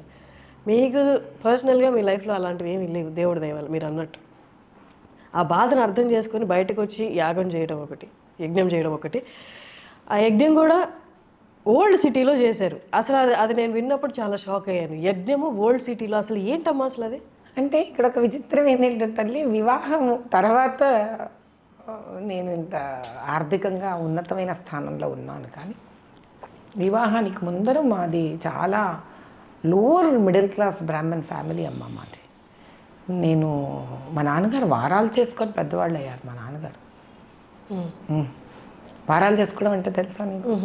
బ్రాహ్మలు ఏం చేసేవాళ్ళు అంటే వేరే బ్రాహ్మల ఇంటికి వెళ్ళి, అయ్యా ఈ వారం మీ ఇంట్లో భోజనం, అయ్యా ఈ వారం మీ ఇంట్లో భోజనం, అలా వారాల భోజనాలు చేసుకొని పెద్దవాళ్ళు అయ్యారు మా నాన్నగారు. అలా వాళ్ళ కుటుంబాన్ని కూడా చదువుకుంటూ నిదానంగా పైకొచ్చి పెళ్ళిళ్ళు చేసి ఆడపిల్లలకి తమ్ముడు సహాయంతో అలా అలా అయ్యారు. అంటే మా నాన్నగారు, మా చిన్నాన్నగారు వాళ్ళందరి సహాయం కలిసి అలా పెరిగిన ఫ్యామిలీ అది. అక్కడి నుంచి నేను నేర్చుకున్నది ఏంటి, తల్లిదండ్రుల మీద ఆధారపడకుండా చిన్నతనం నుంచే నేను ఇంటర్మీడియట్ నుంచి టీచర్గా ఉద్యోగం చేస్తూ అట్లా చదువుకుంటూ మా నాన్నకి ఏదో విధంగా చేదోడు వాదోడుగా ఉండి ఆర్థికంగా కష్టపడకుండా, అలాని అక్కడ కాంప్రమైజ్ లేకుండా ధర్మబద్ధంగానే నేను నా జీవన విధానాన్ని అవలంబించి శాస్త్రోక్తంగా I used always wear and half sari during my intermediate, my graduation sorry. నేను ఎప్పుడు I have never crossed my traditional way of living till I got married. కాబట్టి కష్టాన్ని నేను చాలా దగ్గరగా చూశానమ్మా. ఒక 25 పైసాకు కూడా నేను 4-5 కిలోమీటర్లు ఎవ్రీడే నడిచేదాన్ని బస్సు టికెట్ సేవ్ చేయడానికి. బట్ డబ్బు వచ్చిన తర్వాత దాన్ని మరిచిపోలేదు నేను. I never forgotten my roots from where I have come from. రెండోది, ఈరోజు నేను ఓల్డ్ సిటీలో భారత భాగ్య సమృద్ధి యజ్ఞం చేయడానికి కారణం ఏంటి అని అంటే, నేను 25 ఏళ్ల పాటు నేను ఓల్డ్ సిటీ వ్యక్తినే. నా వివాహానికి ముందరే నేను సంతోష్ నగర్ కాలనీ, ఆకుత్పుర కాన్స్టిట్యూన్సీ మనిషిని నేను. కానీ ఆ రోజుకి ఈ రోజుకి చాలా విచిత్రమైన విషయం ఏంటి అని అంటే, నేను 25 ఏళ్ళు అంటే ఇప్పటికీ ఒక కరెక్ట్గా 25 ఏళ్ల క్రితం, I'm almost reaching my 50s. ఆ రోజు ఓల్డ్ సిటీ ఎలా ఉంది అంటే, భాగ్యనగరం మీకు ఎలా ఉంది అనేది కనుక చూస్తే, మీకు ఒక చార్మినారో, కులీ కుతుబ్షాహి టూమ్సో, ఒక 4-5 స్పాట్లు తప్ప ఇటుపక్క క్యాపిటల్ సిటీకి, మీకు అటుపక్కనే క్యాపిటల్ సిటీకి చూస్తే నక్కకి నాగలోకం అంత తేడా ఉంది అభివృద్ధిలో. అసలు అన్యాయం అది, నిజంగా ఒక విధంగా చెప్పాలంటే అన్యాయం. పైపెచ్చు వాళ్ళకి చదువులు ఉండవు సరిగ్గా, వాళ్ళకి ఉద్యోగ అవకాశాలు ఉండవు, వాళ్ళకి స్కూళ్ళు ఉండవు సరిగ్గా, కాలేజెస్ ఉండవు సరిగ్గా, నథింగ్, హెల్త్ ఫెసిలిటీస్ ఉండవు సరిగ్గా, బేసిక్ హైజీన్ ఉండదమ్మా వాళ్ళకి. మిమ్మల్ని ఒక ప్రశ్న వేస్తాను, చెప్పండి. రోజు కూలీలకు వెళుతున్న వాళ్ళకి మీరు చెత్త ఎత్తడానికి 100 రూపాయలు అడిగితే, వాడు 30 రోజుల తర్వాత వాడి జోబులో 100 రూపాయలు చెత్తకే ఇవ్వగలిగితే, వాడు ఆ 100 రూపాయలు పెట్టి ఆ రోజు బియ్యం తెచ్చుకోడా తల్లి? అలాంటి ఎన్ని కాపురాలు ఉంటాయి తెలుసా మీకు ఓల్డ్ సిటీలో. కానీ అమ్మా, మీరు చేస్తున్నది, కానీ మిమ్మల్ని వాళ్ళు చూసి స్వాగతిస్తారా? అక్కడంతా రిలీజియన్ బేస్డ్ బిలీఫ్స్ ఎక్కువ ఉంటాయి కాబట్టి మిమ్మల్ని చూస్తూ మీరు మంచి చేయడానికి వచ్చినా వాళ్ళు దాన్ని స్వాగతిస్తారా? అమ్మ స్థానం తీసుకున్నాక పిల్లలు తినను అని మొరాయిస్తారని అన్నం పెట్టడం మానేస్తుందా అమ్మ? వా, నాకేం నేర్పించింది నా రిలీజియన్? సహనం నేర్పించింది, మాతృత్వం నేర్పించింది. అందుకే కదా భరతమాత, మాతృభాష, మాతృదేవో భవ. నా పిల్లలు నాకు మాతృత్వాన్ని వరంగా ఇచ్చారు. సహనంతో ఒక తల్లి నిలబడాలి అని నేర్పించారు ప్రయాణంలో. ఏదో ఒక కొలికి వాళ్ళు వచ్చారు అన్న నమ్మకం నాకు వచ్చాక ఈ ఓపికని, సహనాన్ని, ధర్మాన్ని, ధర్మ పరిపాలన ప్రజలలోకి ఇవ్వాలి అన్న ఒక ఉద్రిక్తమైన కోరికతోటి ఒక మహాయాగం రూపంలో దేశ అభివృద్ధి కోరుకుంటూ, అక్కడ ప్రజల అభివృద్ధి కూడా కోరుకుంటూ అక్కడికి వెళ్ళాను. ఎందుకు? వాళ్ళ గురించి ఎవరికీ పట్టలేదు కాబట్టి. మీరు అక్కడ పెరిగారు కాబట్టి మీరు ఆలోచించగలిగారు ఇవన్నీ. అక్కడ పెరిగాను కాబట్టి దాని వాస్తవికత నాకు ఈ రోజుకి అలా ఉండడం అనేది ఆశ్చర్యం వేసింది. ఇన్ని మాల్స్ ఇక్కడ ఇంత విచిత్రంగా మారిపోవడం ఏంటి, ఆ ప్రాంతం ఇంకా అలాగే ఉండడం ఏంటి? అయినా వాళ్ళ భక్తి అపారం, వాళ్ళ నమ్మకం అపారం, వాళ్ళ శక్తి అపారం. ఈ రోజుకి వాళ్ళు ఎదురు చూస్తున్న అమాయకత్వం అపారం. వాళ్ళు ఈ రోజుకి మారుతుంది, ఈ రోజుకి ఓల్డ్ సిటీ ఏదో ఒక రోజు బాగవుతుంది. ఏమిటమ్మా అసలు హైందవులను మీరు వెళ్ళి చూస్తే కనుక చాలా హృదయ విదారకంగా ఉంటుంది. అయినా అంత భక్తే. మీకు అసలు రామజన్మభూమి అని అంటే ఫస్ట్ అక్కడి నుంచి చాలామంది వాళ్ళు తరలి వెళ్తారు. ఆలోచించుకోరు ఒక్క నిమిషం, ఎవ్వరు ఆలోచించుకోరు. అక్కడ ప్రతి ఒక్కడు ఒక యోధుడే అక్కడ, ఇంకా ఒక ఆశాజీవే అక్కడ. కానీ వాళ్ళకి చదువులు లేవు, ఉద్యోగాలు గొప్పగా లేవు, వాళ్ళ జీవన విధానాలు చాలా బీదరికంతో కూడి ఉంటాయి. ఎందుకు అమ్మవారు అంతటి సంకల్పం ఇచ్చిందా అంత దూరం వెళ్ళి అంత కష్టంగా, ఏమిటా ఓల్డ్ సిటీ అని నేను లోపల మీరు ఎలా బాహ్యంగా ప్రశ్నించుకున్నారో నేను మనసులో ప్రశ్నించుకున్నానమ్మా. అయినా అక్కడ వెళ్ళమంటాను, అక్కడ చేయమంటాను అంటే నాకున్న విధి విధానం నేను అలా మాట్లాడుకుంటుంటాను. కాబట్టి అక్కడ వెళ్ళి 45 రోజుల పాటు కూర్చున్నాక కానీ తెలీదు ఆవిడ ఇక్కడి నుంచి ఇంతమందిని ఆశీర్వదించడానికి భగవంతుడు డబ్బులున్న వాళ్ళనే దగ్గర తీసుకుంటారు అని అంటారు. ఎంత విరుద్ధం కాదా తల్లి ఇది? ఆ అమ్మవారు నాకు ఇంత సంకల్పం ఇవ్వడం, నన్ను మొండిగా తీసుకెళ్ళి అక్కడ చేయించుకోవడం కూడా ఆవిడ ఉంది అనే ఉనికి కాదా? She exist. అదే పర్టికులర్గా చెయ్యి అని అమ్మగారు మీకు చెప్పడం అనేది, అంటే ఇదే నాకు కరెక్ట్గా ఇదే చేయమంటున్నారా అని మీకు ఎలా తెలుస్తుందమ్మా? అంటే ఏమవుతుందంటే తల్లి, ప్రతి ఒక్కళ్ళకి ఒక కాన్షియస్ ఉంటుంది. Like there is inner voice. మనందరికీ ఉంటుంది ఆ ఇన్నర్ వాయిస్. ఎన్నోసార్లు ధర్మపరంగా నేను చిన్నప్పటి నుంచి వింటూ కథలు వింటూ రావడంలో నేను తెలుసుకున్నది ఏమిటి అంటే, మనలో బ్రహ్మం ఉంటుంది.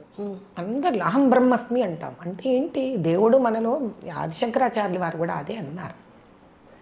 ఆయన ఎప్పుడైతే ఆయన ఎదురుగుండా ఇదేంటంటే మాంసం చేసేవాడు, వాళ్ళు తను ఎదురు పడినప్పుడు ఆయన ఏమంటాడు అని అంటే, పక్కకు జరుగు అన్నప్పుడు ఆయన అడిగే ప్రశ్న ఏంటి? ఎదుటిన్న వ్యక్తి, నువ్వు ఎవరిని పక్కకు జరగమంటున్నావు? నన్నా, నాలో ఉన్న పరమాత్మనా అని అడుగుతాడు ఆయన. అసలు ఆ ప్రశ్న అడిగాడంటేనే ఆయన చిన్నవాడు కాదు అక్కడ.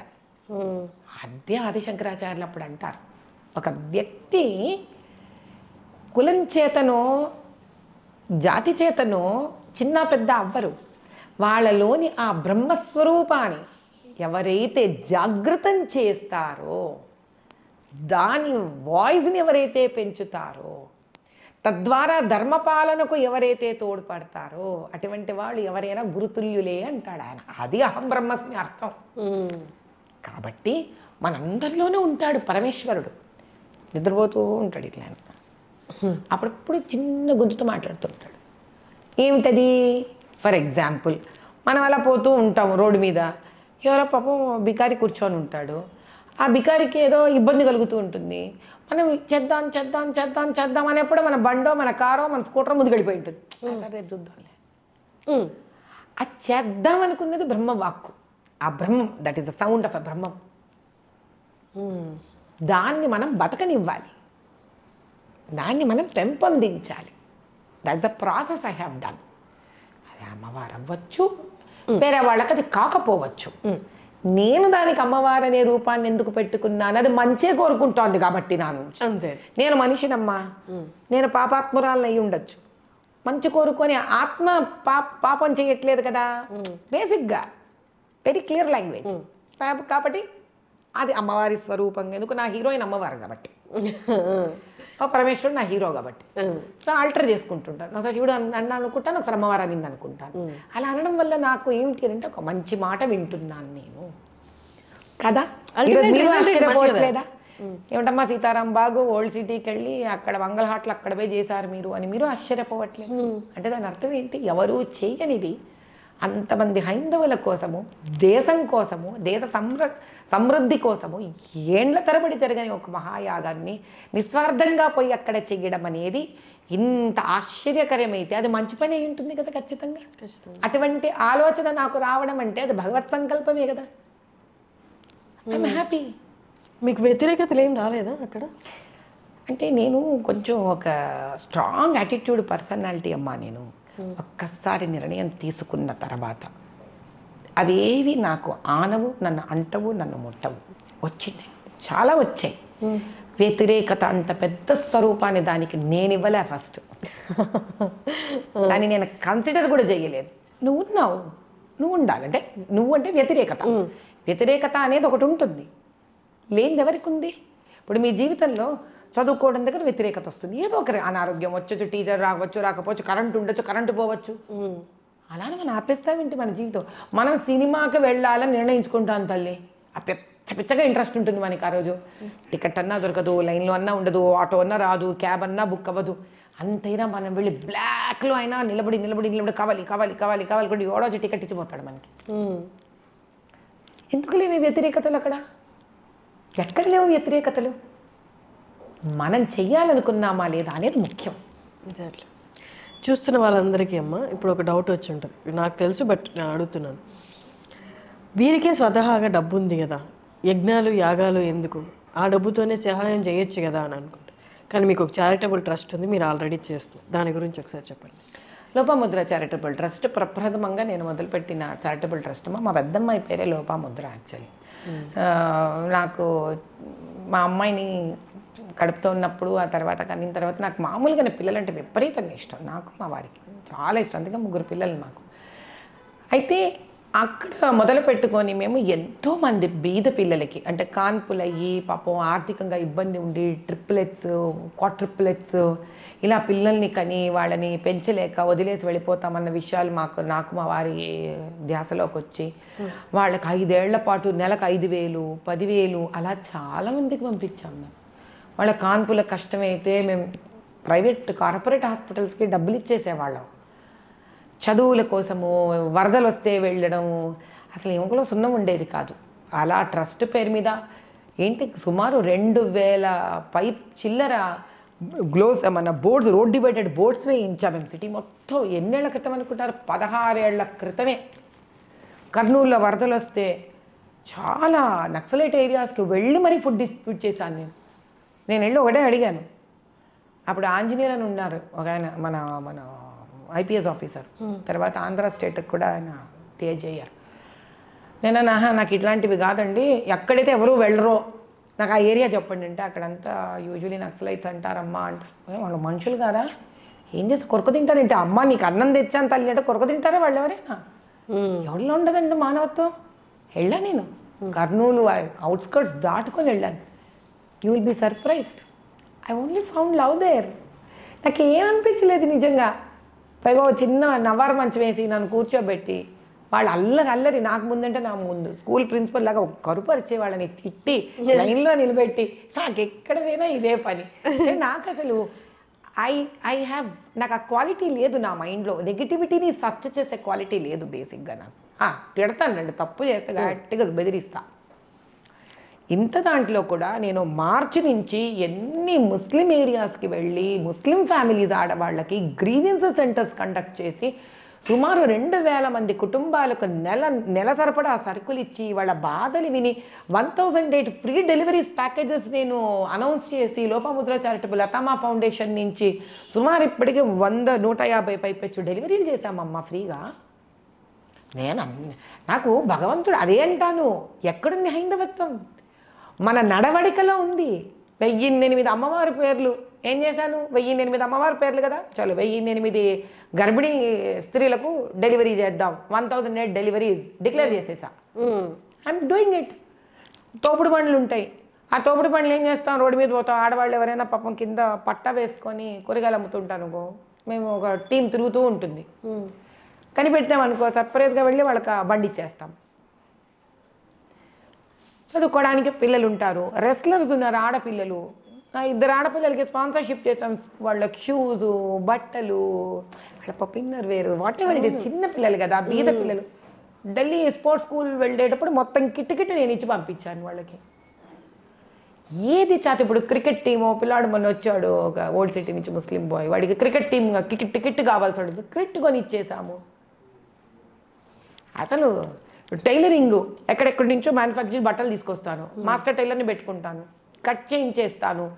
అందరు ఎవరికి టైలరింగ్ వచ్చో ఓల్డ్ సిటీ నుంచి ఉత్త పుణ్యానే వాళ్ళకి డబ్బులు ఇచ్చి వాళ్ళతో కుట్టించి తీసుకొచ్చి కాస్ట్ టు కాస్ట్ రూపాయి వద్దు మనకు ఆదాయం. కాలేజ్ పిల్లలు వీళ్ళు వాళ్ళకి we keep giving it back to the society.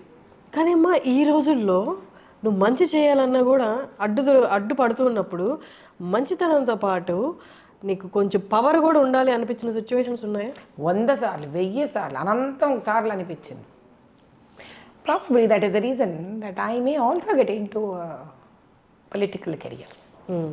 ఖచ్చితంగా. ఎందుకంటే నేను ఆ విషయంగా వస్తే చాలా ఇన్స్పైర్ అయిన లీడరు నిజంగా చెప్పాలంటే మోదీ గారు.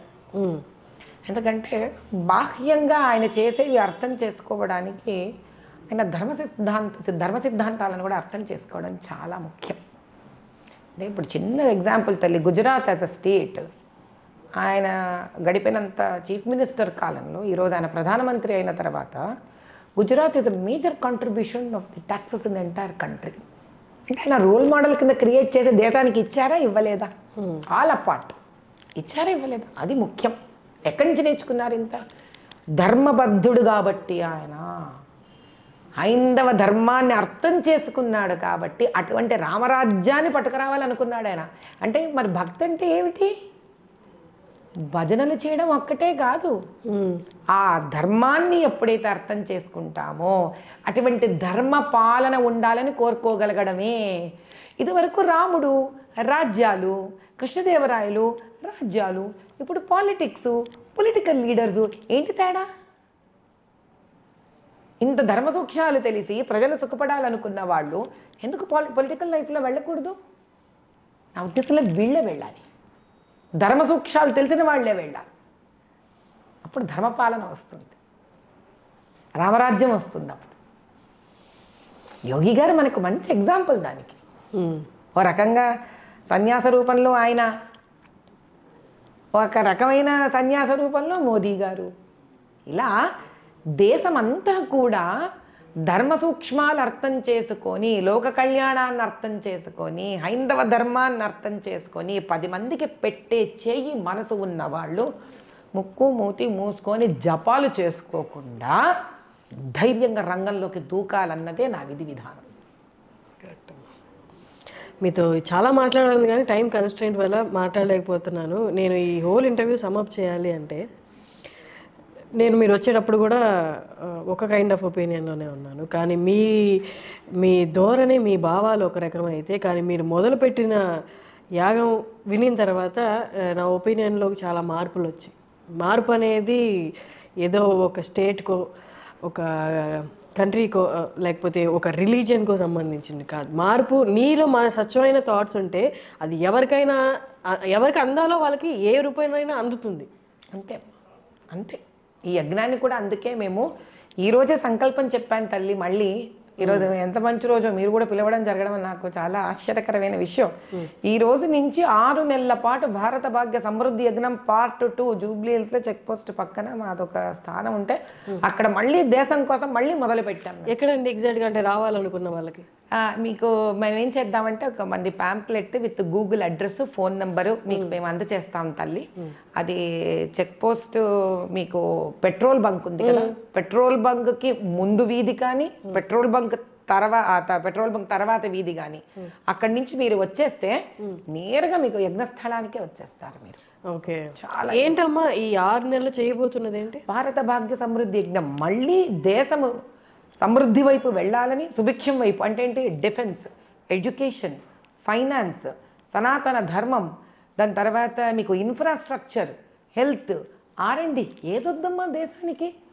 మనకి గొప్పతనం ఏంటంటే ప్రతి ఒక్కొక్క దానికి మనకి తద్వారా దేవుళ్ళు దేవతలు దాన్ని బలపరిచేది అన్ని రకాల విధి విధానాలు మన దగ్గర ఉన్నాయి వేదోక్తంగా. ఇదే కాకుండా ఇటువంటి స్థానంలో పౌరుడు కూడా, అంటే ఒక వ్యక్తి కూడా అభివృద్ధి చెందాలి. ఇదివరకు కూడా నేను చెప్పున్నాను చాలా ఇంటర్వ్యూస్లో.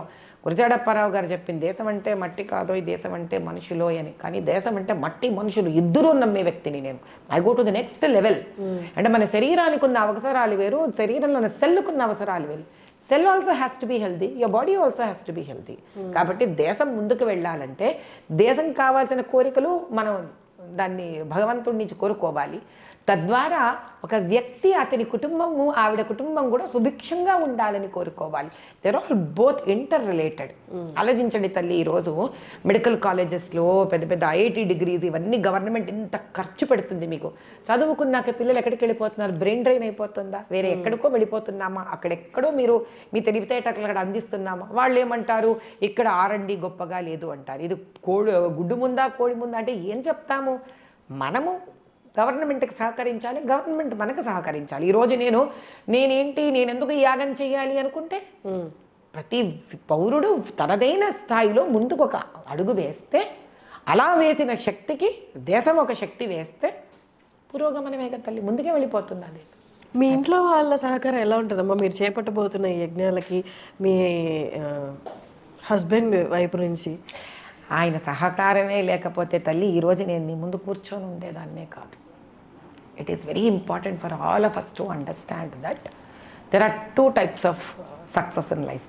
ఒకళ్ళు అగ్రెసివ్గా రేజ్తో సక్సెస్ చూపిస్తుంటారు. వాళ్ళ ఇమోషనల్ స్టేటస్ బట్టి మనకు అర్థమైపోతుంది ఏమని, వీళ్ళు పాప ఎవ్వరు వెంట రాక దెబ్బతిని కష్టపడి వీళ్ళు వచ్చారని.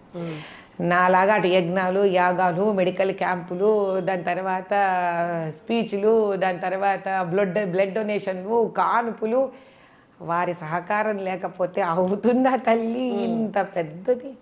ఆయన సంపూర్ణంగా ఏంటంటే ఆయన గొప్పతనం ముందుకు రారు, ఆయన ముందు పడరు.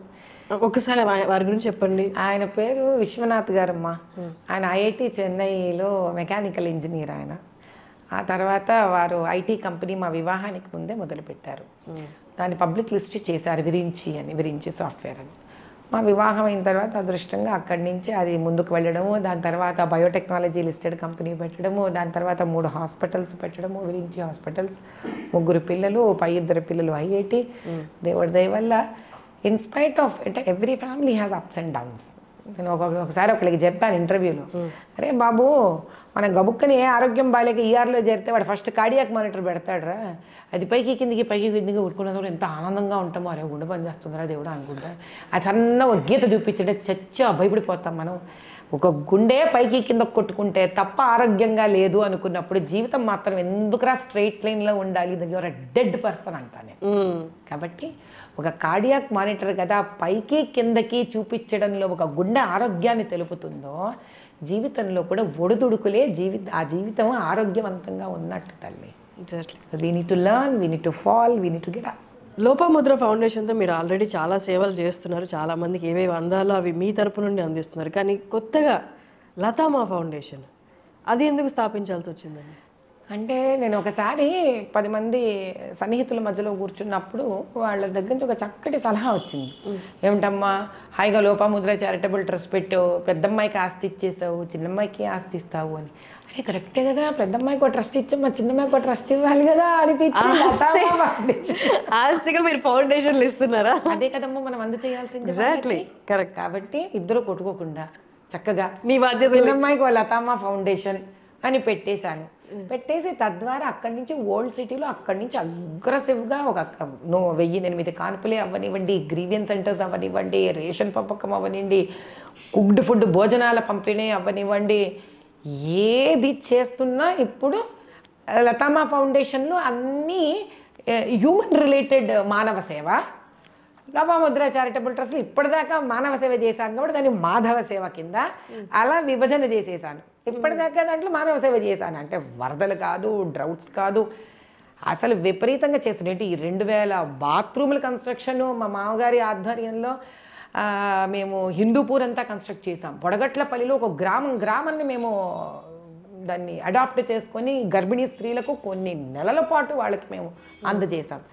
విశ్వనాథ ఫౌండేషన్ అని అదొకటి ఉంది, మళ్ళీ మా మామగారు స్థాపించింది. ముందుకు మా అబ్బాయి దాన్ని టేకప్ చేయాలని కోరుకుంటున్నాను.